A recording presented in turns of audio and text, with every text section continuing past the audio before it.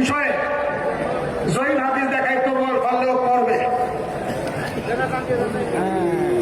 একটা কিতাব আমরা দেখাইছি তার লিবাস, হ্যাঁ লিবাসে মোস্তফা, কেন মতি জিলানি আছে। আমরা একটা কিতাব খুব অনেকদিন তালাশ করেছিলাম। জিলানি আমাকে বললো বাজানে এই কিতাব আছে পাকিস্তানে।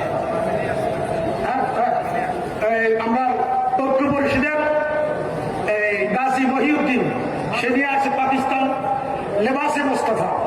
ওটার মধ্যে 3টা ইবনে আব্বাস রাদিয়াল্লাহু তাআলা হাদিস, এটা আমি অনেক আগেই এই হাদিসটা বয়ান করছি।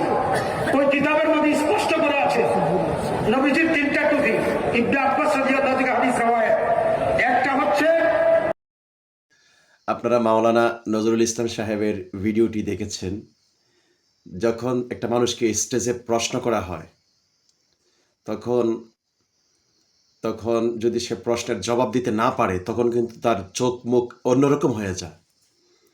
আপনারা একটু লক্ষ্য করেছেন যে সে যখন তাকে প্রশ্ন করা হয়েছে, তাকে যখন টোকেনটা দেওয়া হয়েছে যে এই মর্মে জবাব দেওয়ার জন্য একটা জয়ীফ হাদিস দেখাইতে পারলে আমরা কালাডুয়ে পড়বো, মানে আমরা, ঠিক আছে, সেটার জবাব দিতে গিয়ে সেটা মানে একটু থুতিবুতি খেয়ে ফেলছে।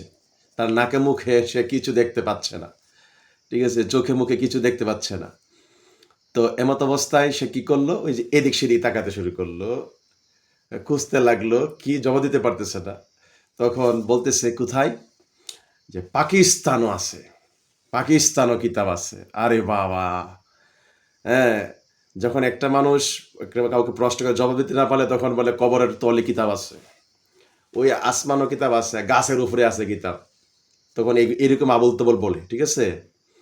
ঠিক তদ্রুপ উনিও আবুল তাবুল বলা আরম্ভ করলো, ঠিক আছে। পাকিস্তানে কিতাব আছে, কিতাবের নাম কি, লিবাসে মোস্তফা। আচ্ছা, বর্তমানে আমরা ওয়াহাবি খারিজিদেরকে দলিল দিতে গিয়ে সরাসরি কিতাব থেকে হাদিস পইরা, হাদিসের এবারত পড়ার পরেও রাভি সহকারে, ঠিক আছে, হাদিসের এবারত পড়ার পরেও তারা মানে না, হাদিস নং পৃষ্ঠা সব কিছু বলার পরেও ওয়াহাবি খারিজিরা মানে না। আর এই বেটা কিতাব আছে পাকিস্তানে, দলিল দিচ্ছে বাংলাদেশে। এটা হাস্যকর, কারণ তাদের কাছে তো দলিল নাই। তারা এতদিন দলিল দিত সিফাতুস সাফওয়া ইমাম জাউজির কিতাব থেকে। তখন আমরা চ্যালেঞ্জ করলাম কি, যে ইমাম জাউজির সিফাতুস সাফওয়ার মধ্যে এই হাদিস নাই, যে হাদিস দিয়ে তারা দলিল দিত এতদিন, যে কালো টুপি সুন্নত রাসূল, ওই সিফাতুস সাফওয়ার মধ্যে এই হাদিস নাই। আমরা অক্ষর অক্ষর করে খুঁজেছি, খোঁজার পরে দেখি যে ওই কিতাবের মধ্যে কি নাই, দলিল নাই। তারাও দেখছে, দেখি এখন তারা একদম ঠান্ডা। এখন কি করবে, ওখানে পাকিস্তানি কিতাব আছে, কই, লেবাসে মোস্তফা, পাকিস্তানও কিতাব।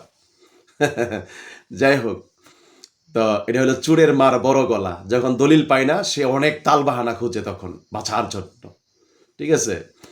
এখন আসেন, এই মুফতি নজরুল ইসলাম সাহেব তিনি আরেকটা কথা বলেছে যে ইমাম আজম, তিনি আমাদের মাযহাবের ইমাম, তিনি নাকি 7 প্রকারের টুপি পড়েছেন। নাউযুবিল্লাহ। আমাদের ইমামের উপর এত বড় একটা মিথ্যা তহমত দেওয়া হয়। এই কথাটা যে উনি বলছে, এটার উপরও কোনো কি নাই, কিতাবে রেফারেন্স নাই, আরবি ইবারত নাই, কিচ্ছু নাই, নিজের মন গড়া একটা কথা বলে ফেলছে, ঠিক আছে। অথচ আমাদের ইমামে আজম, তিনার কিতাব মুসনাদে ইমাম আজম, ওই কিতাবের মধ্যে দেখেন, আমার কাছে কিতাবটা আছে, আমার এই ট্যাবের মধ্যে, সরাসরি আমার পিছনে যে কিতাবের আলমারি দেখতেছেন ওখানে নাই, আমার এই ট্যাবে আছে, দেখছেন। আমি মূল অরিজিনাল কিতাব থেকে বলতেছি, এই যে দেখতে পাচ্ছেন আপনারা, ঠিক আছে। এই কিতাবটার নাম হলো কি, মুসনাদে ইমাম আজম। এই কিতাবের মধ্যে একটা অধ্যায় আছে, কিতাবুল লেবাস ওয়া জিনা, ঠিক আছে। এই অধ্যায়ের মধ্যে আমাদের ইমাম সাহেব হুজুর তিনি এখানে হাদিস এনেছেন। হাদিস নং হচ্ছে 428।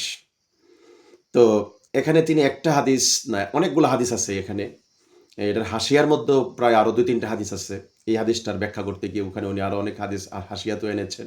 তো তোর মধ্য থেকে আমি একটা হাদিস আপনাদেরকে শোনাচ্ছি। আবু হানিফাতা আন আবি হুরাইরাতা কানা আলী রাসূলিল্লাহি সাল্লাল্লাহু তাআলা আলাইহি ওয়াসাল্লামা কালানসুয়াতুন বাইদা ও শামিয়া। হযরত আবু হানিফা রাদিয়াল্লাহু তাআলা আনহু থেকে বর্ণিত এবং হযরত আতা থেকে বর্ণিত এবং হযরত আবু হুরায়রা থেকে বর্ণিত, রাসূলুল্লাহ সাল্লাল্লাহু তাআলা আলাইহি ওয়াসাল্লাম তিনারা বলতেছেন, রাসূলুল্লাহ সাল্লাল্লাহু তাআলা আলাইহি ওয়াসাল্লাম সামদেশীয় সাদা রঙের টুপি ব্যবহার করতেন। তো ইমাম আবু হানিফা তিনি তিনার মসনাদে ইমাম আজম থেকে প্রমাণ যে তিনি নিজে বলতেছেন নবীজি সাদা রঙের টুপি ব্যবহার করেছেন, যেটা সামদেশীয়। তিনি বলতেছেন নবীজি সাদা রঙের টুপি ব্যবহার করেছেন, আর সেই জায়গার মধ্যে তিনি অন্য রঙের টুপি পরবেন। তিনি তো সারাটা জীবন নবীজির সুন্নতের উপর আমল করেছেন, ইমাম আবু হানিফা রাদিয়াল্লাহু তাআলা আনহু। তাই তিনার উপর মিথ্যা তোহমত দেওয়া এটা সঠিক না। আপনাদেরকে আমি বলবো, আপনারা যদি দলিল না পান, দলিল না খুঁজে পান, তাহলে আপনারা যেটা নবীর সুন্নাত, ওই সুন্নাত অনুসারে আপনারা আমল করেন। এই মর্মে সাদা টুপি যে সুন্নাহ, এই মর্মে 32টা সহিহ হাদিস আছে, আর আপনারা তো একটা হাদিসও দেখাতে পারলেন না। বিদায় আমি আপনাদেরকে অনুরোধ করব, আপনারা সুন্নাহর সাথে দুশ্মনী না রেখে, নবীজির সাথে দুশ্মনী না রেখে, আপনারা যেটা সুন্নাহ, সাদা টুপি সুন্নত, ওইটার অনুকরণ আপনারা করেন। আমরা অন্যান্য টুপিকে নাজায়েজ বা হারাম বলি না, কিন্তু সুন্নাহ হলো সাদা টুপি, নবীজি পড়েছেন, তাই সাদা টুপি সুন্নাহ। কিন্তু আমার অনেক ভাইয়েরা, আমি দেখতেছি যে আমি ফেসবুকে এই যে কি বলে মুফতি ইয়াকুব আলী সাহেবের বইটার উপর কথা বলার কারণে আমি তো সত্যটা তুলে ধরলাম। এটা তুলে ধরার কারণে আপনারা আমাকে গালমন্দ করতেছেন, করেন, সমস্যা নাই। তবে একটা কথা হচ্ছে, যারা নবীর সুন্নতকে অস্বীকার করে সে যেন কুফরি করলো, কাফের। আপনারা তো দেখতেছি যে ব্যক্তির স্বার্থে নবীর সুন্নতকে অস্বীকার করতেছেন, নবীর সুন্নতকে এনকার করতেছেন, অস্বীকার করতেছেন।